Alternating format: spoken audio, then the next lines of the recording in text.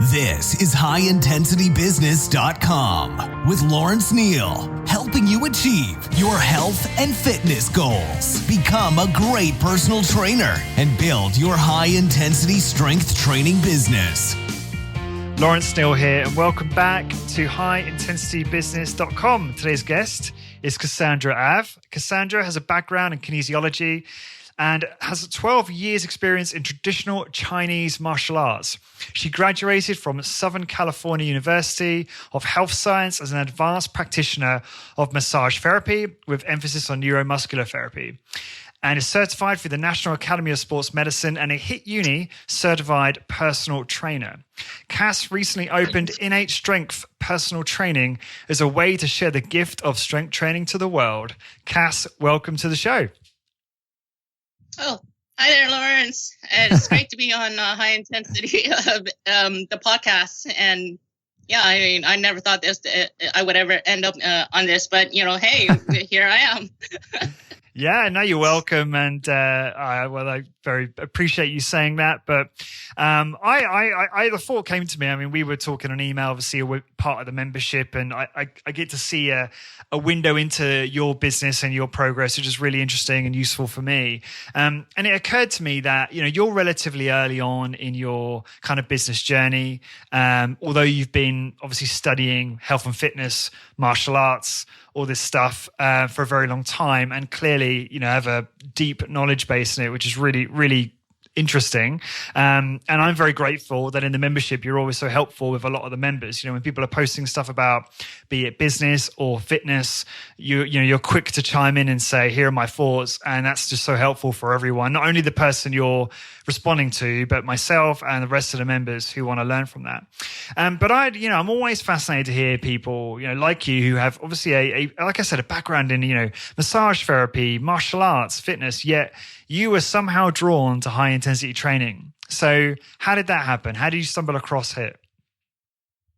Well, to be honest, I'm pretty sure a lot of us are going to say this. Body by Science, Dr. Doug McGuff. That's where it is at. Okay. So, really when I've gone through a personal journey where I just realized, a lot of the stuff out there was unsuitable because obviously I couldn't really train like a power lifter or an Olympic lifter or anything. And I tried the traditional high volume. I even tried German volume training. And, that's an insane amount of volume. And to be honest, I've gone to the point where, I've beaten the crap out of myself when it comes to finding the training. And just because I wanted to find something that was strength training.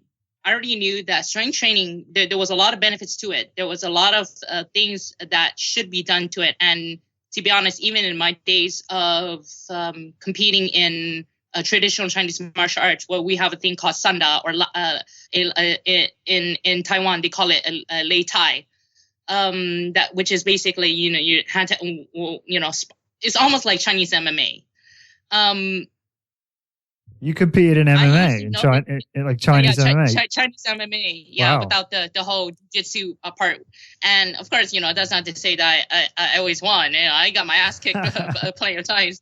But I noticed that the ones who actually did some sort of strength training, they tend to actually do a lot better than the ones who didn't do any strength training. So I got kind of interested into that, and it just kind of eventually grew from there because I started seeing the, health benefits, the medical benefits, and everything else. But there was a time where, during a strength, when I was, going through a German volume training, I just injured myself. I actually hurt my rotator cuff, just because of just wrong, improper usage. That I just thought, what, screw strength training, screw weightlifting. I'm just going to stick to maybe calisthenics or just something else, or maybe just do aerobics or whatever. Until eventually, by some instance, I read on a forum online. I like to, scourge the web. I saw somebody posting about body by science, and I'm thinking, and you know, it said tagline evidence based training and research, and I'm thinking, okay. I mean, I'm very interested in science and training, and let me have a look at it. Read some excerpts, some summaries. Read Alex Fergus's review of A Body by Science and his 9-month experiment, and I thought, what the hell? Okay, you know what? Let me just get the book, read it. Read the book front to finish, and I'm just like, okay, I'm sold. How do I do it? How do I do it? Let me see the examples. How quickly did it take you to finish it? Finish the book? Within the week. Yeah. It's that kind of book. Yeah, I just kind of like, I just kept on like, oh, I gotta go back to my part-time job. Okay, all right. Oh, I'm done. All right, back to the book. Cool, that's awesome. Yeah, so that was the rate of what I was doing, and a lot of it just kind of, I quickly got it, absorbed it, because it made sense since it matches with the background of what I understood, even in exercise physiology, the biology of it. So it really made a lot of sense to me. And also the fact that it also mentioned about also usage of how your body doesn't give really doesn't give a crap about whether or not you use tools like weights or not. It responds in a certain way. So that's why when I figured out that high isometrics could be incorporated into high intensity training, I was like, hallelujah. That's so cool. Yeah.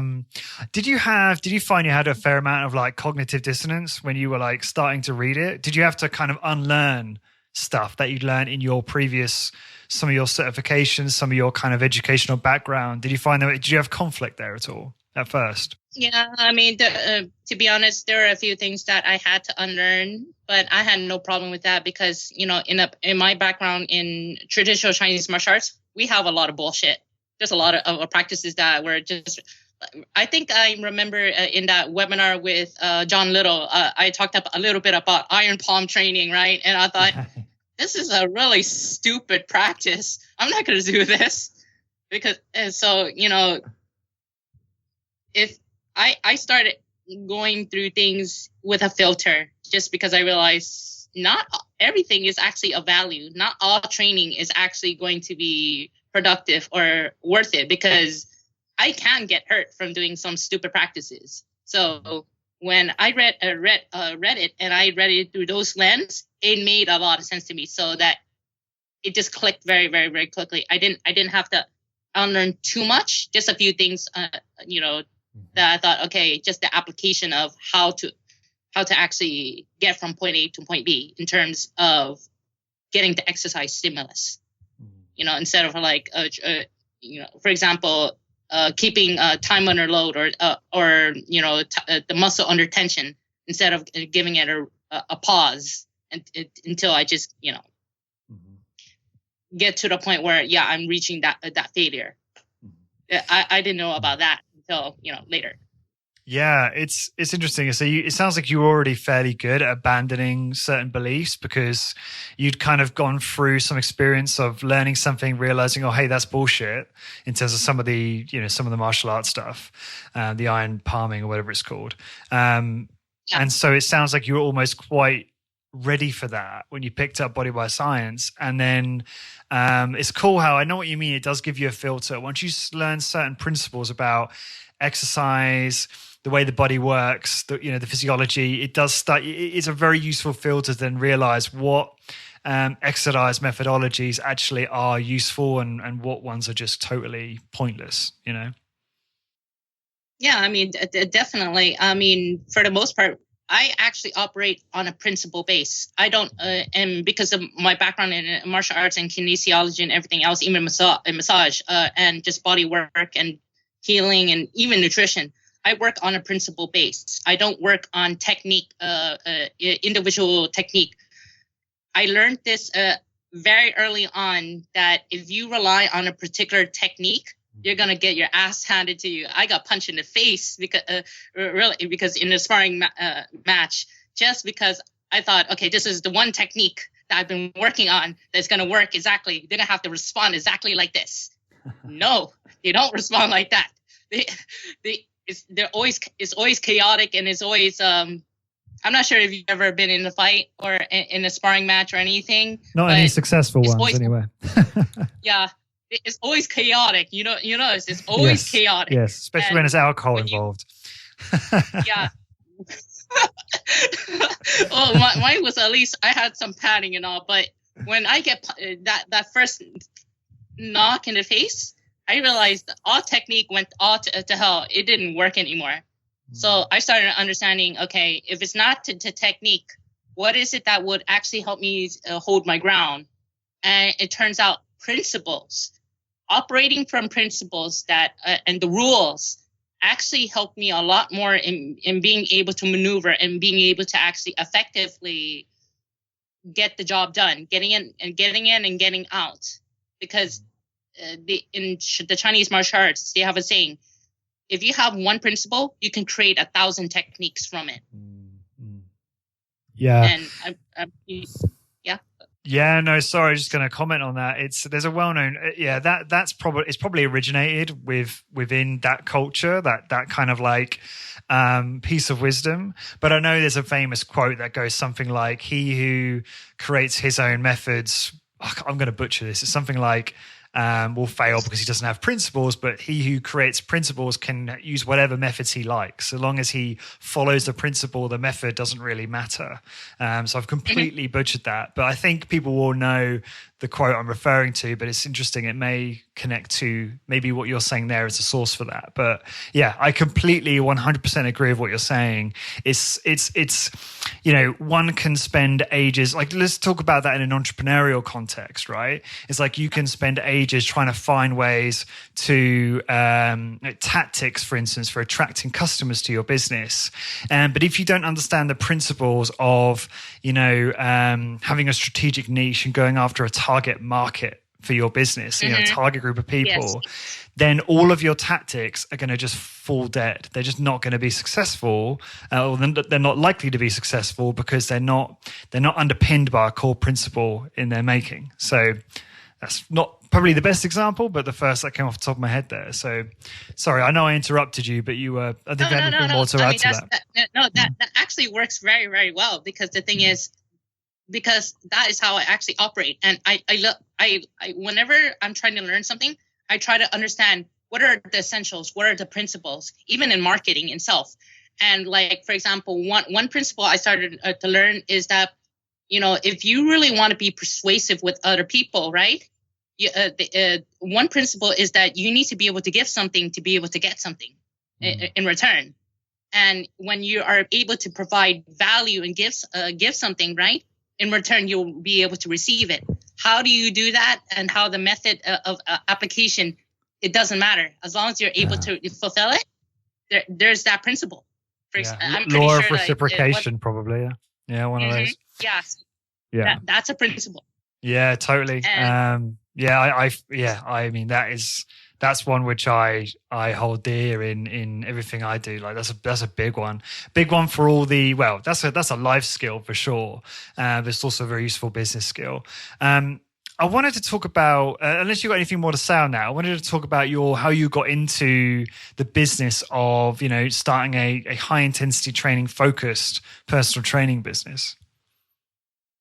Well, to be honest, the reason why I started getting into it is because I started seeing how even in my area and everyone else, there was no such thing as evidence-based training that was safe. I mean, I mean, you have all these CrossFit, that's like we all know about CrossFit. And training methods out there that may or may not be safe for the average consumer. And I just really got to the point where I was thinking, no market for high intensity training over here, and there was I guess it was just my way of saying, hey, you guys can actually exercise in a safe, productive manner where you aren't really having to kill yourself or spending a massive amount of time just to be able to get good results. And if you're around my area in Southern California, there's only a few places that actually offers high intensity training over here. And I just thought, you know what? Why not? Why not? Well, I mean, if it allows me to be able to help people, and and it allows me to be able to promote a new idea that exercise can be safe and resistance training should be the norm, why shouldn't I be part of that movement? I mean, think about it. Like, even Dr. Doug McGuff and everybody else within the evidence-based training world, we all can agree that resistance training is something that should be promoted towards the general population, because we are having a healthcare or a sick care epidemic and crisis. And if we can get everybody on board, or at least the majority, we can bring the quality of lives of people much more higher, and I guess you can say make Dr. Doug McGuff's job a little bit more less stressful. Yeah, him and the rest of the physicians in the US and around the world. Yes, 100% agree. And I think that's a great why for what you're doing. And I'm really pleased to see another person. I don't like saying this because it sounds like a cult, but converted to the cause. But they're doing something with high intensity training or evidence-based training. So you mentioned there's a few people around in California, and the first that kind of come to mind for me is you've got Owen and Abe down in San Francisco, with, was it Everstrong and Live Oak Strength? I think they might even have a third spot opening now. Is there anyone else who I'm not thinking about who you've kind of connected with there in the area at this time? I haven't been able to connect with any other high intensity trainers just yet. I think there's also Strength Shops, Melinda Hughes. I wanted to be able to connect with her, but I just haven't had the time. And I think she's located in maybe Pasadena and Echo Park. I think. Yeah. That and also I probably, it would be kind of awkward unless I actually kind of like got that introduction, like, hey, I'm in the same field as you are, and maybe we can be able to connect, But then again, I'm just starting out as sure, an entrepreneurial and a business owner. I'm really a relatively small time, just compared to her. I mean, she's already got like 2 locations. So I'm just thinking, man, she makes me look like crap. Yeah. So. No, I'm not at all. No, I think knowing Melinda, and Melinda's a lovely lady, I've had her on the show a while back, she'd be quite flattered, I imagine, because again, high intensity training is such a niche community that if you were to reach out to her, or even, I'm quite happy to intro you, to be honest, and just say, hey, introduce yourself and say, love to have a coffee to learn more about the way you do things, the way you do, practice high intensity training or run your business. I'm sure she'd be, well, obviously I can't speak on her behalf, but I see nothing wrong with that approach. If I were her, or if I were Abe or Owen, I would happily have that coffee, have that sit down for sure. Because I think it's a lovely thing when someone approaches you for that kind of advice. So yeah, don't be shy, Cass. Okay. All right. I mean, I'll probably take up that offer. So, Melinda, if you're listening to the podcast, one of these days I'm gonna actually hit you up. Well, I think she does listen to some of them, so she might listen to this. So yeah, hopefully she will. Melinda, cool. Do us all a favor.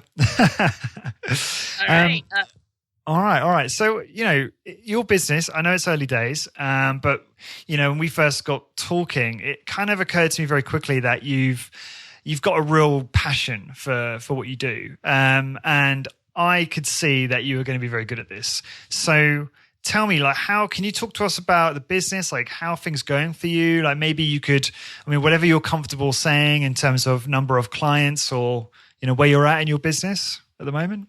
Oh yeah, I mean, for the most part, at least I have at least quite a few number of clients that and well-paying clients as well that I'm able to at least keep my overhead. I'm able to keep afloat and also making a slight profit, simply because I position myself as the expert in you know, like high intensity training. So as I position myself as an expert in high intensity training and just show myself as an authority, you know, people are like really starting to trust me and seeing that I'm providing quite a bit of value. And interesting enough, I remember I actually did join a business network marketing group, you know, like one of those referral groups, just because I thought, you know what, let me try it out. And I did get, you know, a few good well-paying customers from it, or clients or customers or whatnot. Sure. Yeah. And I thought, this works. And for the most part, I realized that I don't need to service a massive amount of people. I just need to be able to find a good quality a few clients that are capable of affording my services, and you know, that I can actually work well with, because I'm in it for the long term. And so far, all the clients that I have been, I can get along with them very well. And I'm able to actually like really take care about them and take into account of that individual approach. Mm-hmm. So I'm not really in the business of trying to give you a cookie cutter type of, I guess, program? A program. Or you know, like, I really want to be able to work with you one-on-one, because I really care about you as the individual and what do I need to adjust and what do I need to tweak. And mm-hmm. also to check in, okay, how's your sleep? How's your nutrition? How's, you know, everything else? Because if you're not taking into account only you're just only doing the training, it's not going to always pan out the way that you want to. Does that make any sense? It does. Sorry, I had to sit down while you were talking then. Oh yeah, no, that's fine. And move around. Yeah, no, it does. It does make sense. I understand how you want to kind of individualize the program. And so you've decided that you would take a more holistic approach rather than just training people. You thought, you know what, let's talk about sleep, let's talk about nutrition, let's talk about your lifestyle, the stresses, so that you can try and help someone kind of optimize their results. Yeah. I mean, instead of like, you know, like I think there was a franchise you mentioned about the perfect workout, those franchises that they just only specialize just strength in itself. Mm-hmm. And that's totally fine if you want to just, you know, franchise and just, you know, just say, okay, we only do strength and we only do the training itself, and you know, you provide benefits. But me as an individual, as an entrepreneur, I just like to see the person as a whole. I also, that's because of the training that I've received even in massage therapy, because I think I mentioned before that I was treating people as a therapist, and I started taking an account of a lot of things, because when you are treating a person and they are in pain, you don't just want to treat the symptoms. You want to see where is the root cause. Because if I'm seeing this person day in and day out, or week to week, and they're not getting any better, I'm going to have a problem, because I don't feel like they're spending their hard-earned money to be able to be, you know, helped out and be without pain. What can I do to be of value? And that's the reason why I started looking to strength training, because that all the evidence started pointing out to, these people, you know, like the ones that I've been training, even through my massage therapy practice, they needed to be able to have some sort of exercise or strengthening to be able to hold their body in place, especially if they're in their desk job and they're just kind of like all hunched up in this horrible Mr. Burns type of position. And it just really led me to, I need to treat this as a more holistic type of I guess my methods tend to be more holistic. Yeah, no, I respect that completely. I understand your, why you decided to do that. So, earlier you mentioned how you position yourself as an expert, which is interesting, right? Because high intensity training, with it being so niche still, it's probably quite likely that those listening to this who are looking to start or already started, that you have the opportunity to position yourself as an expert because you might be the only one doing this in your area. So I'd love to hear, how is it that you do that? Like, what is it that you do? Maybe it's something to do with your website. Maybe it's the way you talk about what you do. But how do you position yourself as the expert in high intensity training where you are? Well, to be honest, you have to actually really, I have to really thank Body by Science and all the background in exercise physiology, kinesiology that I've actually done it. And so you have to put in that work in and try to really understand how things work. That is how you position yourself as the expert. So when you are having a conversation with somebody, right, and they are asking you stuff about strength and about muscles or even specific about fat loss, if you can explain even something, mildly scientific, and it makes you look like, okay, yeah, she seems like she's really knowledgeable about certain things, and you are willing to give out information that may or may not be able to help them, right? You start positioning yourself as an expert. So when you can give out value, and that value is knowledge or wisdom, right? You start positioning yourself as an expert. So that's why even in a private Facebook group that I'm in, is called biohacking. It was started by my friend. I gave out any information that I knew freely, whether it was nutrition or whether it is, when it comes to training. And I did it in a way as, this is my opinion. This is what I know. Here are the facts. And this is how I interpret the data. And this is how I also experimented and tried it on myself. I don't give out information unless I specifically experimented it on myself. And this is what I found. Let's see if this can help you out or not. And in doing so, like, people end up like saying, Cass, thank you for, all this information that you freely give. And they end up seeing me as like the go-to person, as the expert. Yeah. Awesome. Goes back to what you're saying about principle of, reciprocation, which I don't know if it's called principle of reciprocation, but it's that whole give value freely, and it will come back to you. You will get that kind of karmic return. I guess there's a limit. I'm curious what you think about this. Do you think there's a limit to how much you can give? I know, for instance, there's a fair few people in HIIT who have given a lot, and they are somewhat jaded in the fact that they feel like they've given so much in terms of maybe free information on social media, and then not got anything back or as much back. Do you think that there is a limit to how much you can give, or do you not think about it like that? Well, I don't really think about that. I mean, all I'm thinking about is, in this particular instance or space, can I help this person out? Because if they're in pain or if they are suffering or something, why can't I be able to just help them out in this particular instance where they're capable of being in less pain or improve their quality of life? I don't think about whether or not I'm going to receive something back or not. I mean, if I do, at that point, I'm just thinking, if I'm giving with an agenda, it's going to backfire on me.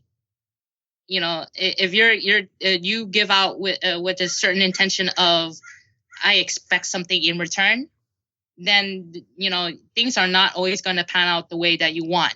But if you genuinely give out and genuinely give, in return, people are going to at least see you as a person of value. So that's, to me, I guess it is more important to be seen as a person of value than a person who just, okay, I give out a certain information, but you have to give me something in return. Who who do you want to, would you really want to work or even talk or discuss or do things or hang out with such a person? That's the biggest question is like, can you hang out with this type of person? That was huge right there. That was really good. Yeah, like that was huge. I think that's exactly why you've obviously done so well in the free value game, because you never expect anything in return. You're a compassionate person. You genuinely care about people.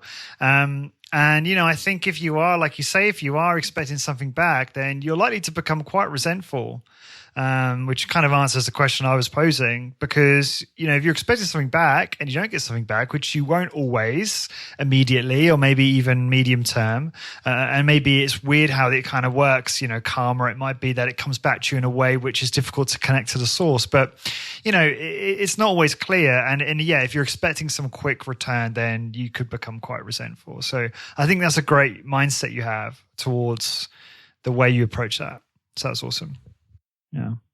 I mean, to be honest, if I can put out any content at all and help out even for example, if I was asked, okay, if I can give out information about how to start a business or even do, I'm just looking into like doing online coaching, right? And if I can help out another person to be able to start out online coaching, when I realize in the big scheme of things, if I can help out another person, even mentor or coach, and I give them the proper right information where they're capable of helping out other people, like how many lives could I end up affecting and changing? Like to people who, maybe may have metabolic syndromes, they may have all these diseases, they may have all these pains and sufferings of their lives. And they're able to get relief because they were helped out from a person that I helped out. Why not? It's kind of like a big no, like why can't I just give and be able to, I guess turn the tide of suffering. Yeah. Does that make any sense? Totally. No, it does. It's inspiring. So what are you focused on then? Because the way I understand your business is you're doing the personal training in a number of different forms. And it sounds like you're still doing some massage stuff too. And then, or not so much? A little bit? Not so much. I mean, for the most part, since when it comes to the massage, I don't really do traditional massage. I do a thing closer to what we call orthobionomy or positional release. It's an osteopathic technique called, referred to as the Jones technique, which is kind of like you're capable of taking a muscle and putting it in a position where it neuromuscularly is able to release itself. So, you tap into the body's innate wisdom. And I only use that in certain instances where it makes sense, but I don't always go out there and say, okay, this is exactly what I want to do, because that's not exactly what I want to be known for. I want to be known for as the person who let me put it this way. I want to be known as the person who helps other people to be harder to kill.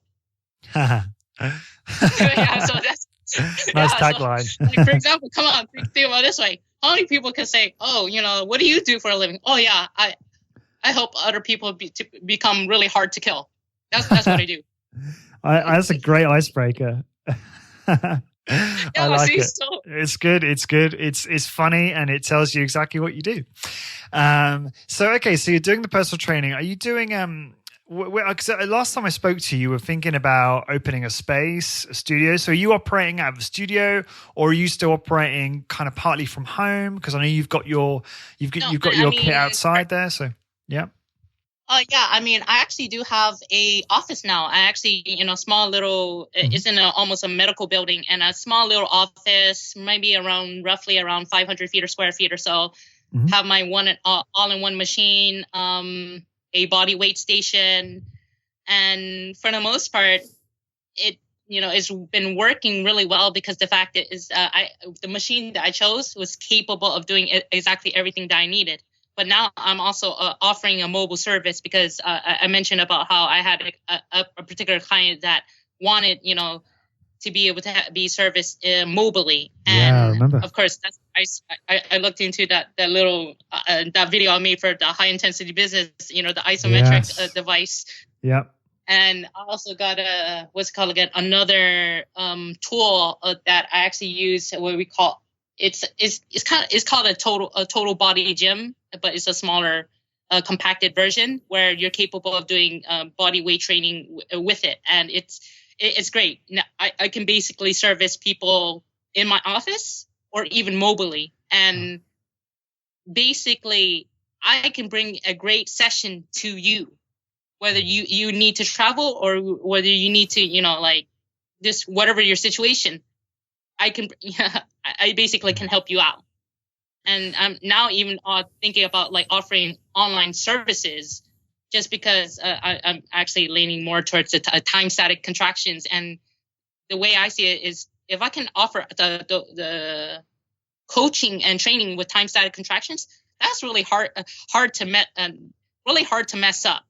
Because with a time static contraction, it's very, very little skill base, and you're capable of getting a lot of enrolling. So I'm thinking, you know what, if with time static contractions, and coaching and nutrition, I can probably help out a lot of people, even offering online services as well. So absolutely. And we've obviously been and we've obviously been talking about that inside the membership. And I think it's a absolutely excellent idea. I just already had visions there of you doing a whole bunch of videos where you're showing different isometric protocols. You have videos in some kind of, in my opinion, the best way to do it would be to have them on a private platform, your own website, selling access, much like I do with my membership. And then you just have to create these videos once, and then anyone who's in that platform can then access those. And like you say, it's relatively simple to do and simple to teach. And people can watch those videos, and you don't necessarily have to be there every single time to hold their hand and walk them through it. So that totally makes sense. And you could almost, one thing I would encourage you to do, Cass, in terms of how you can prepare for that, is, if you're not doing this already, is when you are doing your mobile training, when you are going to see clients, actually start seeing if, asking their permission if you can record footage, of you doing the training with them. Because then you can take that video footage later and use it online. But no, I think, an online hit business is a very smart thing to do. And, to focus on something like isometric training would be very valuable. It would niche you down even further. And then you could stand out as being the person for doing that online. Plus, obviously, all the other stuff you would do, like nutrition, accountability, support, online coaching, Skype, whatever it is. But yeah, I think there's certainly a huge opportunity for people who want to do online coaching as their sole business. But then also I see there being an opportunity for some of the hit studio owners who maybe don't want to scale in a traditional sense in terms of lots of trainers, multiple locations, blah, blah, blah, but who would rather keep a small studio, but then scale in terms of the online stuff and grow their business in that direction, because it is highly leveraged. It is lower overhead. It's all internet software based, which is, much more scalable and cheaper to scale than, I guess, a brick and mortar business. So, yeah, definitely.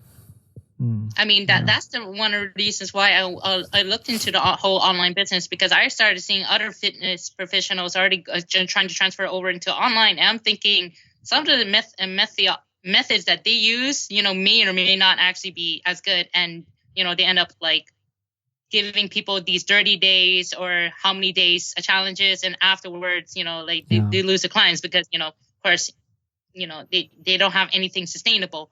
But if we use something like a HIT, right, and we offer it, if it were done in a membership type of basis and having a online community support and having access to me as a coach, where I can tweak certain programs, and maybe I say, okay, maybe you should give us a certain amount of days of where you're resting, or all these little tidbits and details where they're progressively getting stronger and making results, and et cetera, et cetera.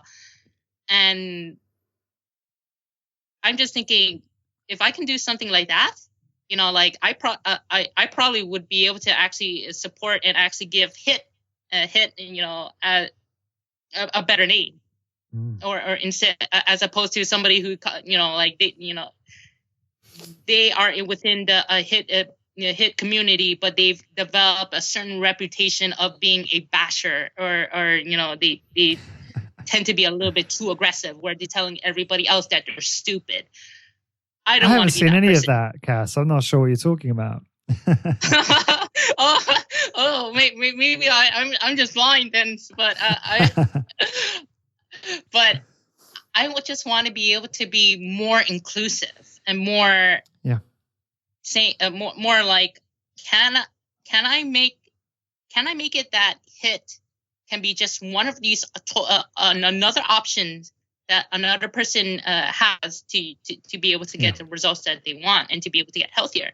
And if I become, a further, niche expert or whatever, then that'd be great. If I can just help another person, then, that'd be great. And it happens to be HIIT, and, people end up falling in love with HIIT, and they start becoming, entrenched into that, then, well, hallelujah. Yeah, and this is the thing, like, there's probably people listening to this who are pulling their hair out thinking, oh, you can't teach this stuff online. You have to be there and trained by an expert, and you need supervision, all of that. And, there is probably some truth to that, right? Like, if you want perfect form and you want amazing coaching and you want to be perfect at doing HIIT, then yeah, sure. Like, having supervision, having a personal trainer is really important for that. But the point is, and I'll go back to something Doug said years ago, which is, we just need to get more people doing resistance training or lifting weights, as he put it. And so long as we can teach the principles of safety and how to make it effective, there are certain cohort of the population who will never walk into a gym and do supervised personal training, but they might end up buying some kind of online program which will help them get the results via another way, So it's just helping meet everyone where they are. It doesn't mean that every offering has to be absolutely optimized for perfection, right? Because the perfect is sometimes the enemy of the good, right? And we already know that a tiny, tiny percentage of the population are willing to do the perfect. The perfect's probably a strong word. Our version of perfect. So, I'm a supporter of what you're doing. He's like, oh my God, pulling hairs because you think, am I doing everything perfectly? And oh, wait, maybe I'm doing something wrong. I have to scourge for that knowledge of perfection. We both, you and I, we've done that. So yeah. But I'm a little bit more relaxed these days. I'm so attracted to time static contraction and the isometrics is because the skill base is very, very low, and it's a very principle base. It's really hard to screw up. So that's the reason why I want to be able to further be known as that high intensity isometrics person, is because if I can coach a person and they can see, okay, if I'm able to hold a certain position and try to show the effort of giving it at all and driving to failure, right? That you can see that, and you can see like, okay, this is what you want to have and what you want to do. The likelihood of them actually hurting themselves is very, very small with time static contractions.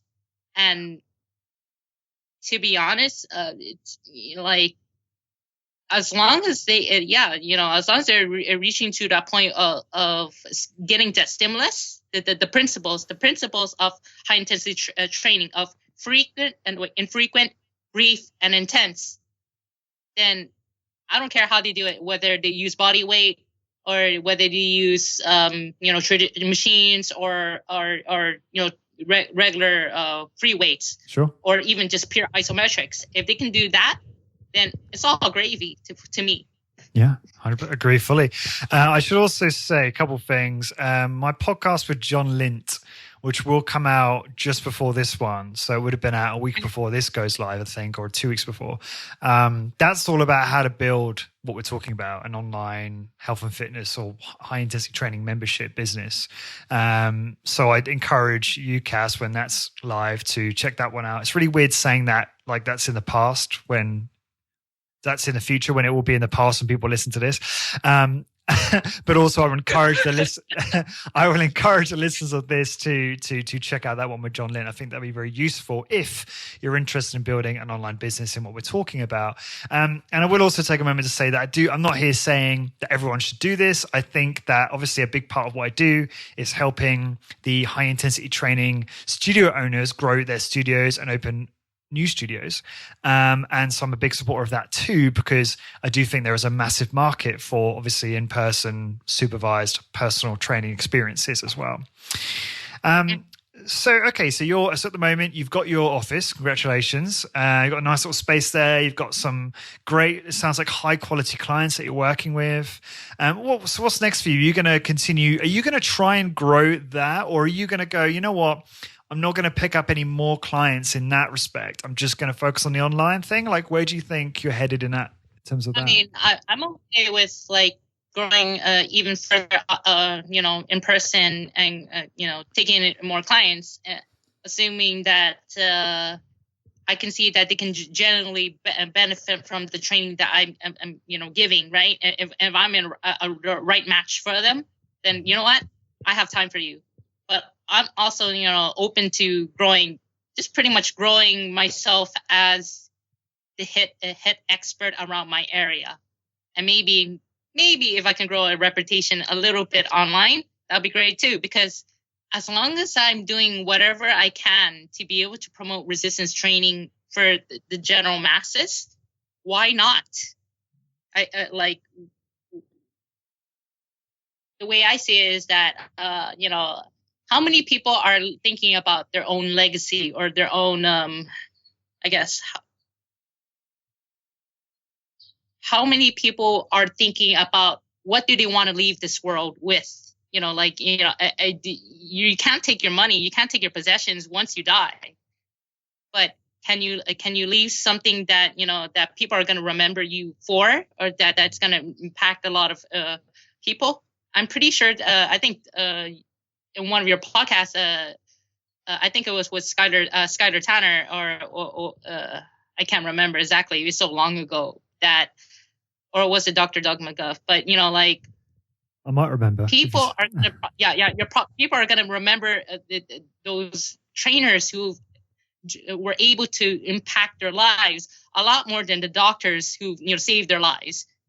Because Dr. Doug McGuff, I think he mentioned about when he dies or something, there's probably not going to be a lot of people that, are going to remember him just for being a doctor and, saving their lives and all.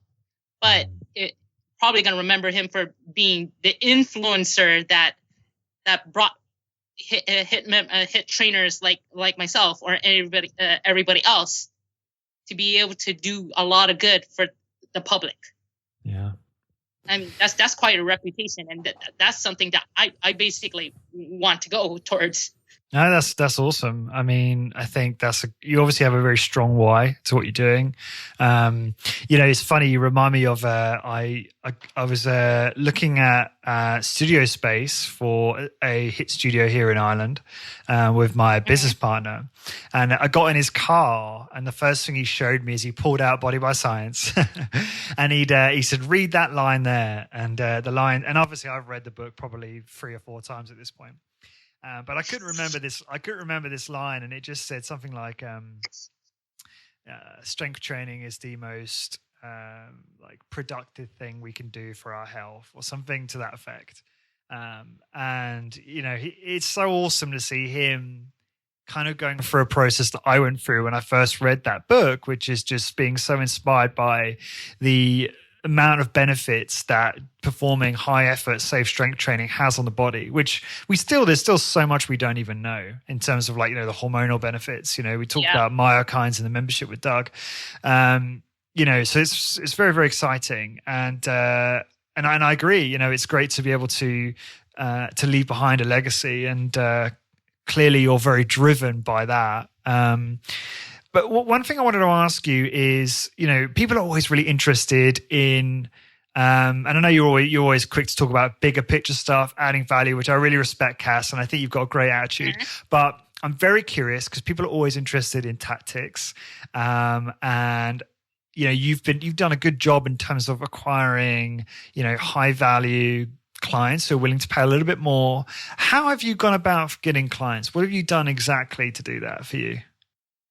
Well, let me ask you this. Most people, they want to use Facebook ads and all these advertisements and et cetera. And sometimes it doesn't always pan out. I mean, for the most part, when you click a link, right, why should you choose this particular person who's, like advertising, right, to be able to work with them, from just one impression, versus if you actually gone in there and, you met the person, and you talked with them and you conversed with them and you have this connection, and you had this connection over time more than once, you start developing this type of trust. And to be honest, when it comes to business, trust is everything. If a person cannot trust you, why should they do business with you? And in terms of tactics of how to be able to get clients, you need to be able to do things that gains the other person's trust, so that they see that their hard-earned money is going towards a good source that they know that they're going to be taken care of. And is like, for example, some of the tactics I actually had on being able to acquire a client is that I talk with them. I try to understand what is their pain problems, what are the problems, and can I provide a solution or something that can help them. So when I offer that introductory workout, or I say you have a pain problem, right? All right, I may have a solution for you. Let me give you try this out and see what do you think of it. And from there, I don't really have to sell or anything. They just kind of end up saying, this is what I need, how do I get started, or et cetera, et cetera. And, I basically just kind of lead them in that direction. So I don't really do what we say the hard sell or anything. I just try to really listen to the people and actually communicate and build trust. That's a tactic that I would personally would say that has gotten me my clients. Well, I talk to the people. That's awesome, right? And that's again coming back to principles, building trust, right? You sounds like you're.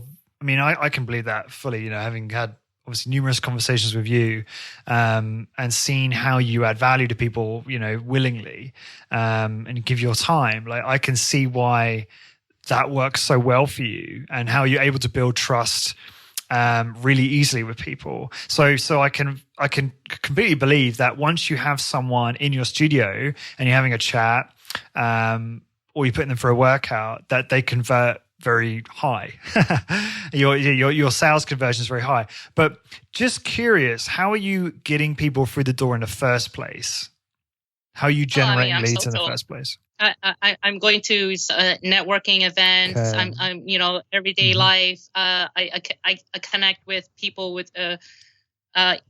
Remember I told you about joining a business referral group. And I was able to convert like three of the members in there just because I just talked with them and I just kind of understood. I understood what is it that their pain was, what that they needed, and some people, if you take the time and you tell them exactly what you do and you take the time to listen, that's the most important skill of I guess building trust. Learning how to authentically listen, that's how you're capable of I guess generating much more business.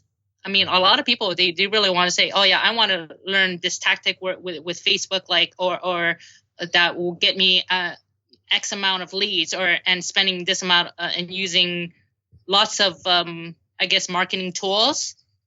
And for the most part, how many of us actually have panned out or gotten quality leads like that? I mean, I'm pretty sure that there was a few things that you posted about, oh yeah, how to use Facebook ads or Instagram ads or something, right? But how many of those leads tend to be really good quality quality leads? Yeah. I think you're right. I think a few things on this. I think there's a saying. I'm not sure if it's a universal saying. It may be just an English saying, which is people like to press the flesh. Do you familiar with that saying? Not exactly. It just means to shake the hand, really, right? really English. Yeah, it just means to shake the hand, press the flesh, and it's just people like to meet, people like to be in person, and when people are buying something, relationships and trust trump everything else, right? So yeah, that is incredibly important, and I think there's massive value to doing what you're doing in terms of going to all these networking events, meeting people. And connecting with new clients that way. And I also think it's important to remember that, a lot of the training studios, certainly for people that are just starting out, or maybe don't have the ambition to necessarily have multiple trainers and grow in that sense, but they just maybe want to, in fact, even if they did want multiple trainers, you could still have a very profitable business with 100-200 clients, something like that. And when you think about it, if you're networking quite a lot in the beginning, you could acquire a large number of customers very quickly in that way. And because they'd be high quality, to your point, they're likely to be retained for a long period of time. And they're likely to be a good fit. And retention is everything in this game, as Luke will always say, Luke Carlson over at Discover Strength. But, the other side of it is it doesn't mean that Facebook ads and tactics like that aren't useful. They are. But to your point, they probably will convert at a lower conversion percentage unless you've got your messaging down so well in terms of getting that message market fit so that you've got, firstly, you're targeting the right people for you and your brand, and that all of your sales copy for your ad and for the journey you take them on, whether that's to a podcast or a blog post or a sales page, is all very congruent. And I think that's the key. But even that said, even if you get all that right, I still imagine that the quality of leads or the conversion is still lower than that of the networking. Maybe. I mean, that's my sense anyway. But yeah, I always think that the stuff like the Facebook ads and stuff like that will be good when you're perhaps too busy to do some of these other things. So when you're focused on, your business is slightly larger, you've got other things you need to focus on, other systems you need to build. And so maybe in that instance, it does make sense to certainly test something like Facebook ads, because that might be a good use of your time. But I do think that perhaps comes later on in this business, for in my opinion anyway. So to be honest, that makes a lot of sense. I mean, also, but the way I would use Facebook ads or Instagrams or anything is that I would use it as a way to build community, or like, for example, getting you to kind of maybe join a community forum or a community group or something, right? Where you can participate online and chat with other people and get resources. Just kind of like how we have the Body by Science group on Facebook, right? Where you also post your content as well. And that's right. Yeah. And I would use something like that because, to be honest, for the most part, the idea that you can use just one little ad and you already get a conversion and a lead, right? It's kind of like it's really, really hard. It's hard for me to really think that it's gonna always work all the time. I mean, for example, if you saw an ad of me offering my online services and coaching and hit, right, and you saw it, right, would you personally click it and actually go ahead and get my services? Or would you decide, okay, I'm kind of interested maybe, and I had something to offer value in a free community forum or something, and you decided to join, and you had multiple exposure to me, and you got to know me kind of online in person, or even having this type of talk. What is the likelihood of you actually becoming my own online training client? A lot more higher. I agree. Wouldn't you say? Yeah. Oh, yeah. Well, yeah. I mean, it's exactly the same strategy I have, right? I think that's no secret. Podcast comes out twice a week now. It's all over social media. I'm not great with social media, but I do a little bit. But I do. Yeah, I don't. I have a real kind of not issue, but I don't like to spend too much time on social media for a whole load of reasons. But one of them is I think at the end of the day, you're helping build their business. You're not necessarily building yours. And I know we've talked about that separately. And so I like to put the majority of my effort into things that I have more control over, such as my blog, the podcast, and the email list. I think email is critical. Building your list, so to speak. And so, I mean, my strategy is quite simple, really. It's put out 1 or 2 podcasts a week and they always have, the filter is always, it has to add value to a high intensity training business owner or personal trainer. Has to make their life easier, whether it's growing their business or becoming a better personal trainer. And it's got to be relevant to high intensity strength training because that's the niche I operate in. I mean, Jesus, there's plenty of health and fitness business podcasts health. And I mean, I talked to quick tangent. I talked to a few podcasters who are doing health and fitness podcasts. And I kind of say to them, well, what are you gonna niche to? Because at the moment, you're a little bit lost in a sea of health and fitness generic podcasts. You don't really stand for anything. You don't really have a niche. So I think it's harder to grow a business when you're not positioned in that way. I think you probably agree with that. And I see that quite a bit. So my strategy has always been to be focused on high intensity training. And then obviously people come to the website, and they might decide to join the membership, and that's great. But typically, because it's a higher priced service, go on. Yeah. Oh, yeah. You tell me your story. Yeah. Oh, yeah. No, I mean, that's because exactly what you're just saying is that's how I ended up joining the membership, because I decided, Lawrence has given me lots and lots of value. How can I support him in a way that it also helps myself as well and grow as a business? And you've given me so much more content and value that I just thought, joining the membership has been the most productive and the most valuable thing I've done so far as a high intensity or even a trainer, much less even a personal trainer or entrepreneur. Wow. You have given me so much value that I just thought, you know what? Anybody who hasn't joined the membership and they want to be a HIIT trainer, like, they're missing out, because the value that you've given so far is just kind of like, yes. it's just yes. Wow. In a word. Yeah, it does. And obviously I'm super grateful for your comment there. And that's very helpful to hear you say that. And I really appreciate it. It's very validating.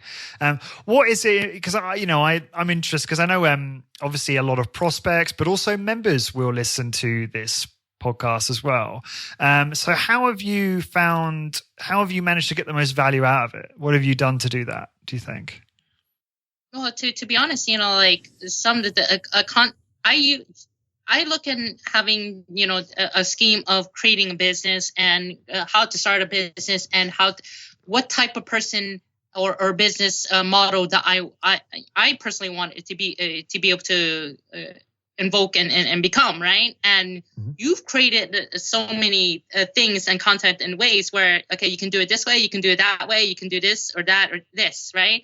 And the fact that you're able to interview experts or the people who've actually created, that really successful business, like, for example, Discover Strength, and we're capable of seeing the insides and hear from the people who actually done it. It's like, this is so valuable. There's so many gold nuggets that, okay, what principles can I take from here and apply it to my own business and sometimes even my own life, and I'm capable of now, creating something great, great, but small but great. And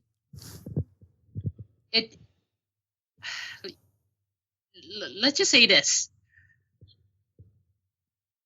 the way that you have got, you're like, you basically archived and gathered so much data that if you you're basically like the Alexandria Library of I think what was it? I can't remember the location because it was burnt down. The Alexandria Library I don't know where. I don't know where. I'm going to look. Sound so ignorant now. I have no idea where it was located. Is that Italy or something like that? I don't know. Yeah, but you are basically, when it comes to a high intensity training, high intensity business, and just like an all in one source, like you're basically the online mecca of HIIT. Does that make any sense? I know it does, and I'm obviously very grateful. I would also say I think. In my opinion, when it comes to the protocol and the programming side, I think Drew Bay is certainly a mecca in his own right, for sure. And I know you're not saying that. I just wanted to, throw that in there as well. One of the things you said there, which I'm always trying to tell the members, is you have to remember that the membership indexes everything. So in the membership, it's all, much more how-to based. How do you retain customers? How do you price your services? Stuff like that, as you know. But it also indexes all of the podcasts, all of the public content, right? So I think that's really cool, because if you're in there and you're like, I want to know how to do X, something really obscure, something really niche, you can put it in the search bar and it will crawl my website and the private stuff, and you will probably find something. I've been at this so long now that there's so much content in there and there's so much really kind of obscure, very narrow subject matters, or topics that have a very narrow subject matter. And so what I'm trying to do in there, and what I think we've been quite successful at, is trying to almost answer all of the questions. You know what I mean? So someone's struggling with something really, as I say, obscure, then hopefully they'll be able to find an answer for that. So. Yeah, I mean, definitely. I mean, even the content that you released, like how to start a high intensity business, that was one of the key drivers that actually helped me to start my own business, and basically say, hey, if Lawrence is being able to do this, why can't I? Wow. Why shouldn't I to be go out and become a person of value instead of just constantly working for somebody else? And, maybe I did work at a few big box gyms and other places. And I was just thinking, why can't I be able to make, be making my own money while helping out others as well, instead of just, having some of my hard-earned money that I give, or earned, and to give it to somebody else that they had no part in, really that much part in it, maybe just a small percentage. Mm-hmm. So the content that you give out does help inspire, potentially, especially like people like me, or who may be like, I don't know, maybe should I decide to be independent or take the jump, or, become, just, I guess, their own boss. Or actually, technically, I'm not really my own boss. My clients are my bosses. But yeah, I know what you mean.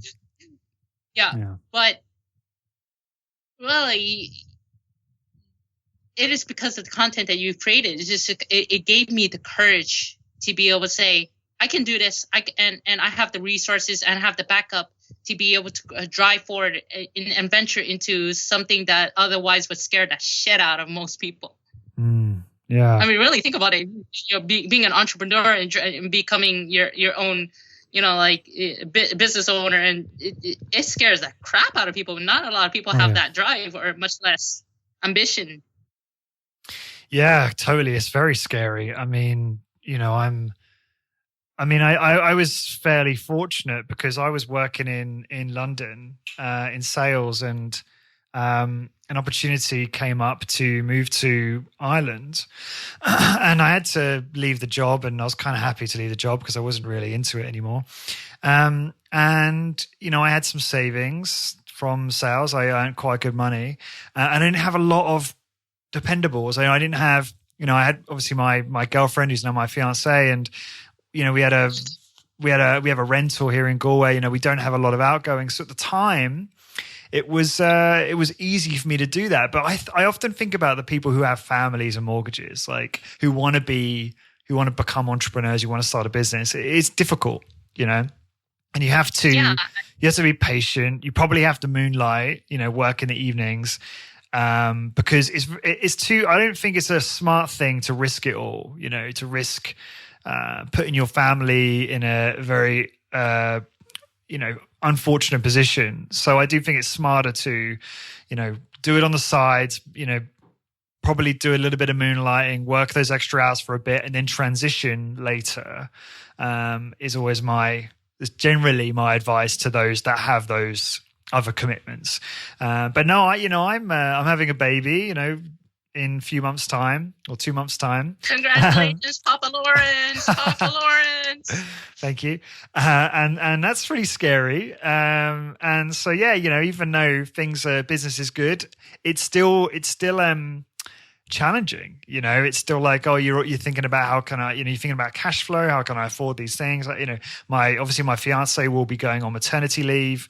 Her maternity package isn't that great, so it is a stressful decision, but I wouldn't change it for anything. And I'm sure you're the same, right? It's challenging. But the upsides are enormous, in terms of obviously long-term income, and also, freedom and doing what you want to do, doing the type of work that you really love and enjoy, right? Which is not to say you can't have that in a job. Of course you can, but yeah, there are pros and cons to both. You're leaving a legacy if you really think about it, because when it comes to like even the high intensity training community, I see you leaving a really big mark and impressions. You are already in my book, you're already up there in terms of like, say, Dr. Doug McGuff or even Drew Bay or anybody else. You are up there already, and you've left you have left a legacy that is so valuable that I'm just thinking, you know what? Yes, you should be rewarded for your efforts. You should be. I mean, to be honest, like the fact that you were able to make the jump, I can't thank you enough for that. I just, you just helped out people such as myself, and that's one of the reasons why I thought, you know what, let me try to be a little bit more active within the high intensity business community, so I can help out you and everybody else, because you've already given me so much already that I want to be able to give back. And that's one of the reasons why I also started up that thread about creating an online HIIT business, because maybe there are people who want to do a HIIT, right? But they can't do it in a traditional sense. Maybe if they can offer it on an online service, then they can add extra income in their way, right? And while also providing HIIT and a method of doing so on and it's all scheduled. So that can provide, as a, if you, there are like certain coaching academies online that they say, oh yeah, how to become an online trainer. I would say, why don't you, since we already have the HIIT business membership, why don't we have something like the online HIIT business membership, where you're capable of being trained as a coach to service the online community. Yeah, and I appreciate you kind of starting that conversation. And I think it was you and also Joel, who's another member, maybe some other people who, actually there's another guy, Matt, who's a member, a friend of mine in the UK. You've all mentioned interest in this type of business model, and it falls under the HIIT business umbrella, and so it's inevitable that we will continue to go down that path and exploring that as an option. Let's just be clear, it's another option for people to build a business in that sense. And definitely, that's the reason why I want to be a part of that conversation. And if I can help you out, to create more content and maybe potentially grow it into maybe like the online HIIT academy or something, right? I would love to be just part of that, to help you just maybe even add in an extra income for you and myself, and just kind of to be able to provide good information to help others who want to be HIIT trainers, but they can't do it in the brick and mortar like Discover Strength. Yeah. I mean, let's just keep that going and see where that conversation goes. It'll be interesting to see how that evolves. It's interesting. When I first started the membership, and this was back when the podcast was called Corporate Warrior, as the old brand, and it was called the Corporate Warrior membership, and it was HIT business and just high intensity training, advice and coaching, right? So it wasn't just focused on the business. It was actually focused on helping people with their health and fitness goals. And, I started doing that for a while. So we had a split. We had people that were interested in the business and we had people that were interested in health and fitness. So I was actually doing this already in the beginning. And it did work quite well, but for wanting to be a little bit more focused, in terms of my marketing and the messaging, what is the membership about? Who is it for? I decided to deliberately focus just on the business side. But I can tell you for a fact, so for you, Cass, and those listening, it worked great for helping people with high intensity training. So in the membership, people can start a private conversation with me. And one of the things I was doing was helping people with their training through that private chat thread. And actually giving them programs, giving them, Google Sheets with programs or protocols, YouTube videos with instructional material, and then helping them troubleshoot, So I was doing that through the existing membership, as you guys know it already, the way it's set up. I mean, I wouldn't tell people to build it like I did because it's a long story, but my membership is basically a whole lot of software stitched together to make it work. But as I mentioned earlier, I interviewed John Lint, which would have already been out by this point. And he's got a product called 10X Pro that is a great platform. Oh, yeah, I saw that. Yeah, I think that's the no-brainer platform for building an online membership, in my opinion. Yeah. You were definitely saying how you were focused on particularly the business aspect. I mean, you want to find that why. I mean, you already have Drew Bay providing actual just personal training and just actual the how-tos of high intensity training. But you yourself, you wanted to see, okay, what's one particular market that there's a need for that hasn't been fulfilled, and you found it with business. Yeah. I mean, think about it this way: how many online resources that can actually teach you how to create a exactly? It's that was the exact intention. So I was on a flight to. I mean, people have probably already heard me say this, but I was on a flight to the Resistance Exercise Conference in 2018, and I was sort of sketching out on a pad. Because I was thinking about. How can I turn the podcast and the blog into a real business? And because at the time it was sort of relying more on sponsorship income, which wasn't really sustainable. You mean like the ARX and Hit Uni, right? Yeah. So, I still have partnerships with those guys, and I still do have sponsorship arrangements, but it wasn't really enough revenue to support the business. And so that's why I had to come up with something that made more sense. And I was just literally sketching out on a pad, what could I do that would provide a lot of value to this industry that doesn't exist. And I was kind of looking at, Hit Uni did great courses in high intensity training. So I don't need to do anything there, nor would I want to try and compete with Simon because they're great. Yeah, to be honest, Simon has done a lot of work to be able to actually, get that whole certification and all. And even for example, if like Drew Bay, when his content, it's really hard to be able to beat. In terms of if you want to compete in like high intensity training content, like the how-tos and the nuts and bolts, he's really hard to be able to kind of like, because he is already like considered number one in. He's already developed an authority in that space, and Simon has on his own.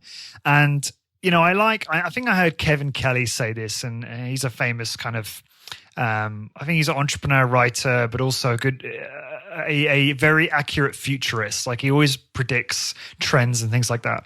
And he's quite popular for saying that he doesn't like to create anything that already exists, which kind of sounds a little silly, but basically, if you're looking at it in the context of what we're talking about, it's like, well, I was looking at the likes of Drew and Simon and other people and thinking, well, I'm not going to create a competitor. Why try to break the wheel?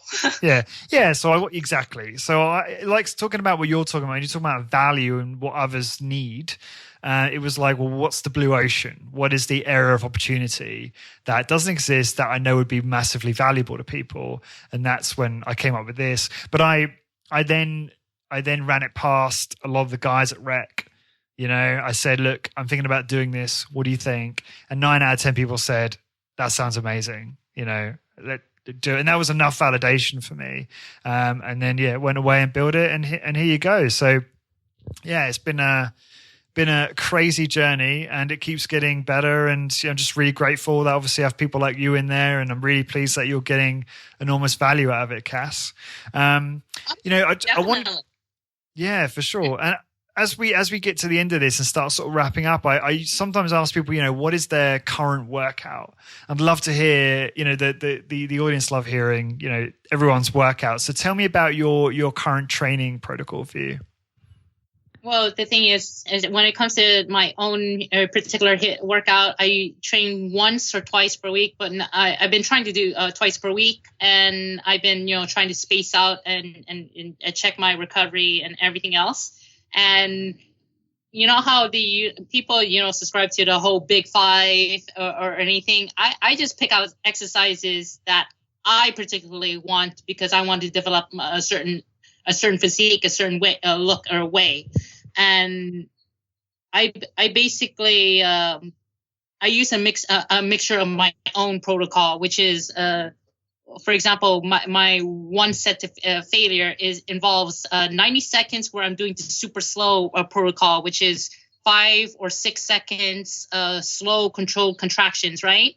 And then I immediately have a small rest pause where I switch it up and add in a little bit more weight, and I hold it isometrically towards failure for 30 seconds, where I basically drive myself to basically utter hell, where I'm like, for example, like I would just say a pull down, right? Where I'm doing that pull down towards the chest, and I'm doing the 90 seconds of inroading. The last 30 seconds, okay, I go over to my machine, load up really quickly, since my machine actually allows me to load up very, very quickly. I get back in, pull towards the chest, and hold it for 30 seconds. And at that point, I'm just kind of like, I'm screaming. And of course, awesome. I'm sorry. It's just like, I'm screaming at that point. Yeah. No, yeah. So what? And how many exercises do you tend to do in your sessions? Usually close to 6 or 7. I mean, I also actually added in the hip thrusts. I got that from Brett Contreras just because I realized that it's, it can help you build a really good, glutes and all, has helped me with that. But, oh my God. Okay. But it's actually really good for the lower back. What people don't realize that the glute and the lower back, they're highly connected. And once I added in the hip thrusts, my lower back pain and everything else, aside from, like doing, a almost like a deadlift, Romanian deadlift type of position where I can do a time static contractions. It just helped out so much. I mean, good for you. I guess you could say that I try to find exercises that typically may not be in the traditional body by science or like traditional I guess exercise world. And I applied the HIIT principles to it, and they work really, really well. I mean, I'm pretty sure that I haven't seen anybody do a HIIT style version of the Brett Contreras's hip thrust or even what's it called again? Yeah. Sorry, what was that other exercise? I think he call it the straddle deadlift, where basically you're on two two blocks or two platforms or something, right? And you have this what we call this T-bar little dumbbell thing where it's I know what you mean. It's hard like a kettlebell. to be able to, yeah, kind of like a kettlebell, but you're capable of loading plates on it, and how you're able to actually do it in a certain way where they're usually doing it for reps, like in the traditional bodybuilding way, where if you've seen some of Brett Contreras' programs, but I do it in a hit like manner, and it works stupid well. Awesome. So yeah. So if that tells you anything, I mean, I love that you're. I love that you're taking the principles, and being quite open about it and trying it on stuff that's outside the high intensity training kind of exercise catalog, if you will, if there is such a thing. Yeah. That's great. That's great to see. Even if, you make some mistakes or you decide, that doesn't make sense. It's great that you're open-minded and you're willing to test all these different things. So that's cool. All right. Yeah. I mean, I've done it with the hit, that mixture of the max contractions and training and the super slow protocol, what I just mentioned earlier. And I've done it even purely time static contractions. I tried multiple methods of even holding something for 90 seconds of time static contractions, right? And then the last 30 seconds, I'd load up even further and just going max contractions from there. So I've done even a pure isometric program with even the very same routine I'm doing. And I'm doing with movement, without movement. And I experiment and see whether or not it'll change anything. And to be honest, I think I may have already hit my near genetic limit. So that's why it wouldn't really matter as long as I get the stimulus. And it's just kind of like for me to, I guess, I have a slight variety of getting that stimulus, Yeah, keep it interesting. Yeah.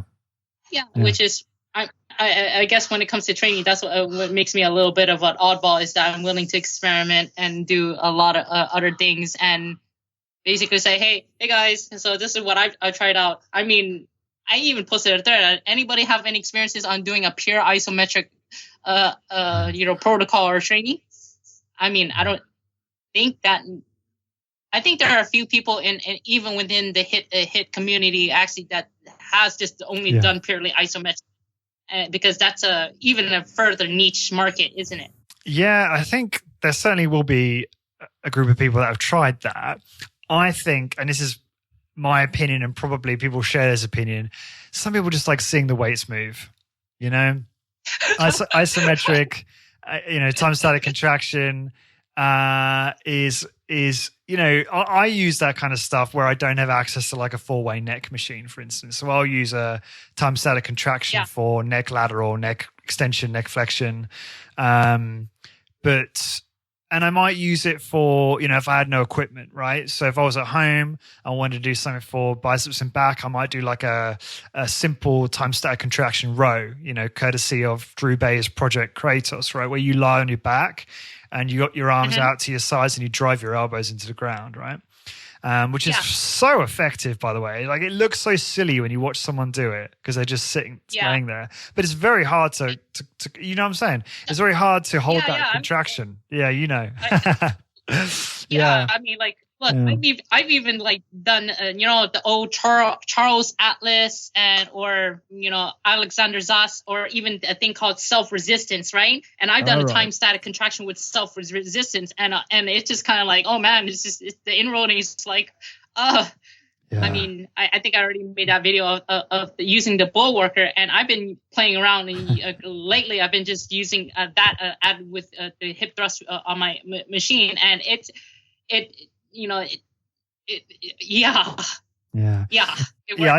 don't know what the kind of like most up-to-date research is related to the outcomes from isometrics compared to full range or partial range of motion, but from what I remember, I don't think there is a big difference in terms of outcomes for strength or hypertrophy, right? So there is.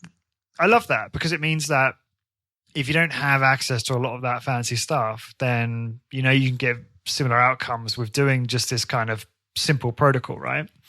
You know, I've been doing, because I've had issues with my shoulder from basketball. Yeah. I've been doing. So at that point, then. Yeah. So like I've been doing an external, what do you call it? It's not external. It's like time static contraction, external, internal rotation. Yeah. But also, I don't know how you label. So if you're pushing so let's say your arm's in the same position as a time static contraction, external rotation, but instead of pushing out, you're pushing up like a front raise. Mm-hmm. Yeah. And then down as well. So you're going through all 4 planes of movement, right? But you're still, there's obviously a name for it, but I can't remember the technical fitness term. And yeah, I mean, I could do just 60 seconds each plane of movement and just be destroyed. So it's so effective. And it's so safe. That's the other thing as well. Like one thing I've realized, and I literally just published a podcast with Paddy Durrell on I saw it. I wanted to actually I think you'll like it. Yeah, I mean, I learned so much from Paddy. She's so smart about this stuff. But you know, we were talking, and I realized, you know, things like, it's quite a bit of a shame, but since I did this injury in basketball, I think I've sort of developed a tendinopathy in my shoulder. So it was just tendinitis in my bicep tendon. And I think because I've re-injured it and I haven't been very smart with certain exercises, it's kind of made it worse.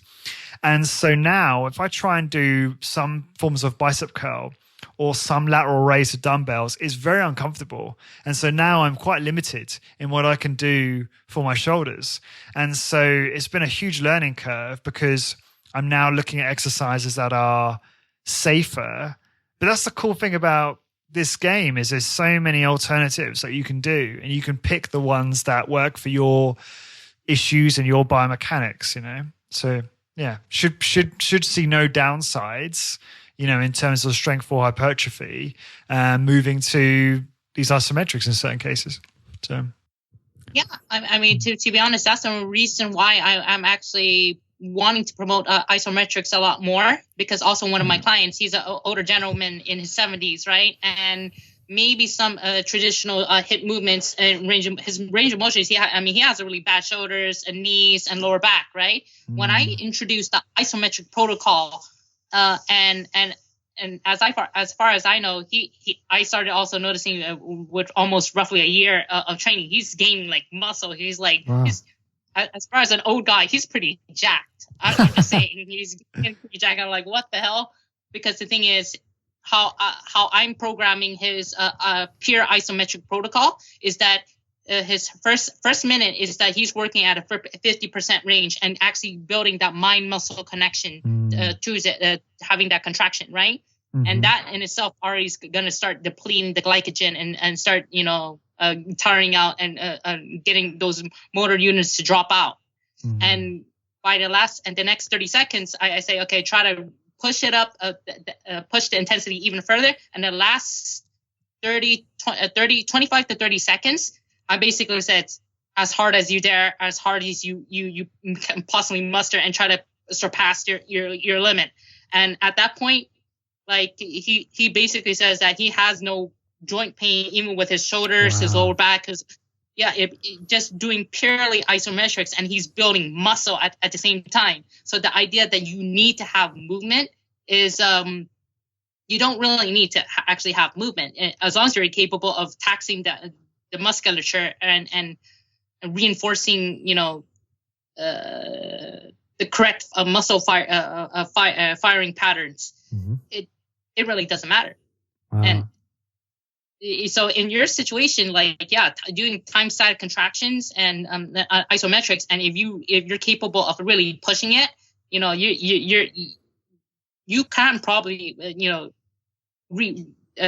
actually just rehab it and make it much more stronger than it currently is. Yeah. Do you know what I found really fascinating though is one of the things that I discovered talking to Patty and through my own experience is just how different everyone's shoulder is, because everyone's shoulder joint is developed differently. Obviously, that follows a similar structure, but it's sort of, there's different spacing in terms of the room the ligaments have to move and all that stuff. And the interesting thing is she was saying, oh, you should probably avoid doing horizontal grip chest press. And I said, oh, no, I can do that. I don't have any pain. And she was like, oh, interesting. Well, then you'll probably be okay with that. And also I can do overhead press, perfectly fine, almost like a military press, where I have issues is lateral raise, a certain types of bicep curl where my elbows are too far behind. Like if I'm doing one where I'm back against the wall and my elbows against the wall, it puts too much tension on my bicep tendon in my shoulder. So I can't do that kind of bicep curl. But it's the point I'm trying to make is everyone's different. So when someone injures their shoulder, it's like, it's simple, unless you do some kind of x-ray or something, it's impossible to understand which movements are going to aggravate the joint until you'll obviously start with a menu of stuff that's unlikely to hurt them. So once you've identified they've got issues, then you can go, right, okay, we'll try a pull down, we'll try this overhead press, whatever. And obviously as soon as that person exhibits any kind of pain whatsoever, you stop it immediately and move to something that will be hopefully not painful and productive. But the other thing Patty said is she thought I would have issues with the pull down. And I was like, no, pull down's absolutely fine. So it just shows that even someone as knowledgeable as she is, everyone is different. And you have to, it would seem like you really have to look at the individual and change course in terms of the exercises as you see them respond, I don't know whether that's good advice actually, because I'm wary of someone putting someone on overhead press when they shouldn't have, and maybe they would have some pain and that could re-injure them. So maybe not start with that. If they've got shoulder problems, maybe start with some of the other shoulder exercises that Patty discusses on the episode. I'll put the link into the show notes for this one. But that's just an observation I had. It's just how different we all are, which...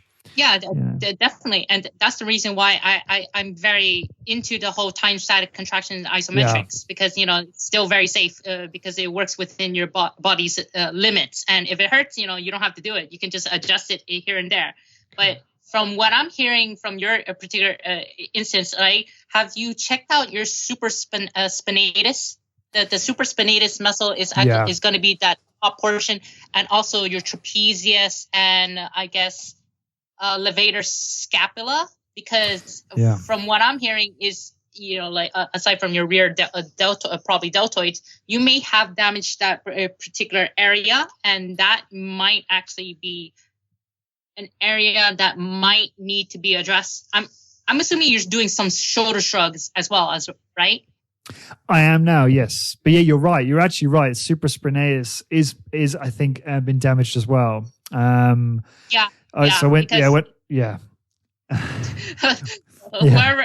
was our creator didn't actually reinforce the supraspinatus to be as strong as it possibly can, because that muscle, if you really think about it, lateral raises, I don't really like lateral raises in itself. It's because the thing is, it puts, unless you're at the near bottom portion, but at the top portion, it really isn't that great of a deltoid type of muscle. I mean, this is just muscle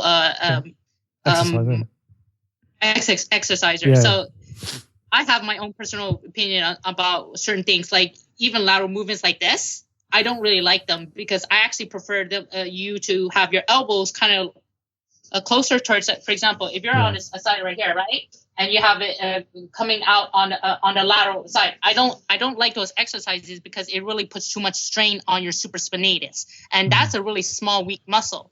I actually prefer that you engage a little bit of your serratus by having it at a more of your 45 range. So we have a range right here within your midline, right, and then this is the 45. If you're capable of engaging closer towards your 45 and doing movements over there, it puts less strain on your supraspinatus. And also activate your I guess you could say your core, your serratus anterior and the deltoids much more effectively.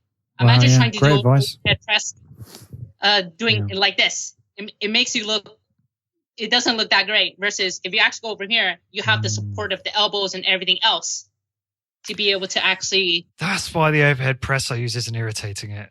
That's interesting, because the overhead press I use is out in front. You know, it's like here. This won't be helpful to listeners, but you know, basically my humerus is abducted. Adducted?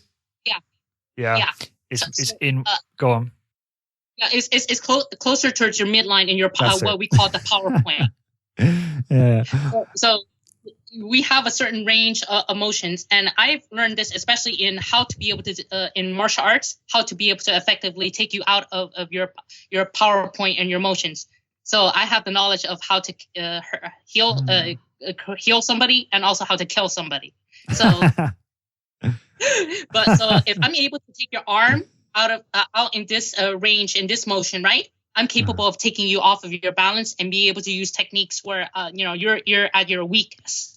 Right. So because of that knowledge, I know how to properly train a person in that particular instance, and that's the reason why there are certain exercises that I would recommend that to do, because it works in your physiology and power points or power centers versus the ones that are moving away. Those exercises I usually kind of refrain from ever referring to or using. Right. Got it. Awesome. Does that make any sense? It does. No, it's really interesting. Cass, this has been so much fun. Yeah. And what is the best way for listeners to find out more about you? Let's see. I have a website, of course, with innatestrengthpersonaltraining.com. So it's I'll probably, if you need me to, I'll just send you the website. Of course, I have my direct email. I have 2 emails, which is the business one and my personal one, and of course my cell phone. And the business one is spelled bunhongav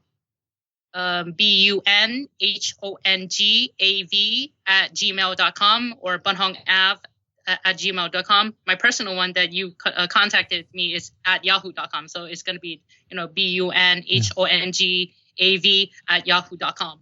And of course, I can be reached by Facebook, Instagram, etc., etc. If you manage to find those social medias, and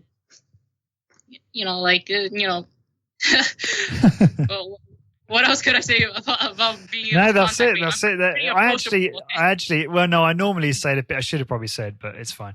Normally I say to people, just give the one domain, because then people can just go there and find out everything about you, right?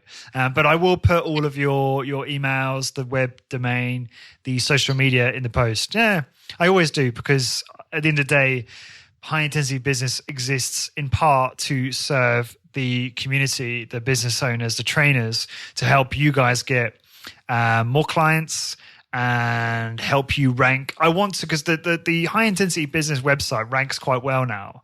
And so I get loads of people emailing me trying to get backlinks and trying to get page rank authority off my website now, which is a good sign because it shows it's ranking better and it gets more traffic. But I want to be able to take that authority juice and give it to the high intensity training businesses. So I'm always very happy to link to you guys. It's interesting because I have obviously a large proportion of my listener base are people that have no interest in business whatsoever, but they love this stuff. They love high intensity training. And I don't know whether or not that I will continue to have many listeners in that particular cohort, because to be honest, the direction I'm going, is no secret, is towards helping people like you, is where I'm more focused. But the content around personal training is probably still going to be interesting to both parties and my entire listenership. And so with that said, I'm sure there will still be nice opportunities for referrals to people like you. I mean, we had one in the membership recently, didn't we, where someone reached out to me who had a very specific need, and I kind of put in the membership and said first come first serve, and hopefully more of those will come, and we'll be able to help you guys grow your business in that sense as well, in terms of sending leads your way. That's because I get quite a lot of emails like that, so that's always pretty cool. Anyway, I'm going to stop talking now. But Cass, thanks again for joining me. This has been a fun and wide-ranging conversation. We've talked about everything from how to start a high-intensity business to why you should follow the law of reciprocation, how to do isometric time static contraction training. So it's been really cool. I cannot even start to think what the title of this episode is going to be, but it's going to be pretty interesting title. And for everyone listening, to find a blog post for this episode, please go to highintensitybusiness.com/Cass. That's CASS. And until next time, thank you very much for listening. Discover how to achieve your health and fitness goals, become a great personal trainer, and build a successful high-intensity training business. Check out highintensitybusiness.com. highintensitybusiness.com.